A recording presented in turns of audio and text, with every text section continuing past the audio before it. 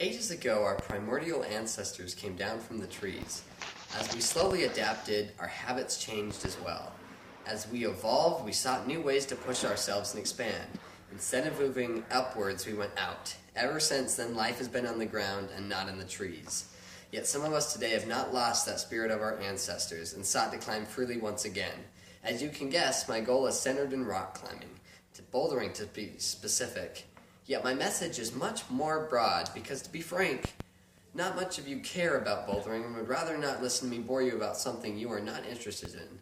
So what I am really here for is to help you succeed through explaining a method that I have learned in my experience bouldering. In bouldering, some language climbers use as first a route, aka a problem. That is a term for any specific climb set up on a boulder. Another phrase used is to send, which means to complete a bouldering route. The third term is a project. That's the route that forces the climber to attempt a boulder problem multiple times and is often very difficult. This last section is on the way that routes are rated on bouldering. The scale they use goes from V0 to V16. And V16s are inconceivable for even skilled climbers. V0s are very easy. Now that you know what I am talking about, I will begin my story. I have been rock climbing for a couple of years now, and I think it is amazing. I have been progressing in skill rapidly.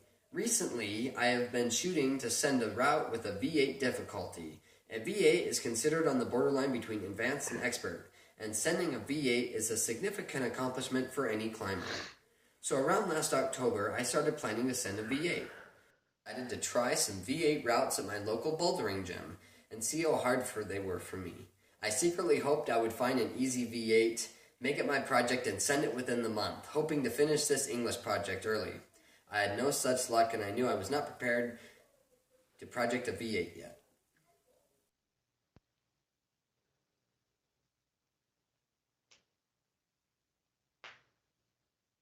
I found a V8 that was hard, but not too hard, and the training paid off. Yet it still was not a walk in the park.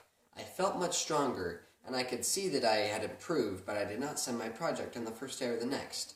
I continually made it farther up the wall day by day, hold by hold, until I had finally succeeded. It is hard to express the satisfaction and joy of accomplishing something hard. Besides my training, I was also persistent and always climbing. I bouldered an average of 3 days every week, sometimes for as long as 5 hours a session. As January came, I felt I was ready to start projecting a V8. Yet my message was to tell you. So I began to train like I am doing here. My experiences in climbing have taught me a method which, when applied to life, can be used to help accomplish almost anything. I call it the 3-step method. The first step is to set a goal and do something hard. This can be anything, not just sports related. This, for me, was setting the V8. The second goal is to work hard at improving yourself to achieve your goal. This is the most broad of the 3 steps and is open to much interpretation. Yet my advice is to practice consistently. If you can make it a habit to practice, you will see benefits and improve drastically. For me, this was the training part of my journey. Now the third step is, once you feel you are close to completing your goal, commit fully and sprint for the finish. I have had many experiences where I've worked so very hard and come so close to finishing a route, but kept getting shut down on one part of that route. Instead of focusing on all that I had accomplished and how close I had come, I focused on what held me back, and I became frustrated and decided to find a new route.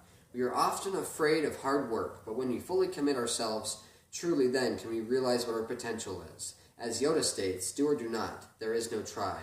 We can all be normal when we try, but we are great when we do.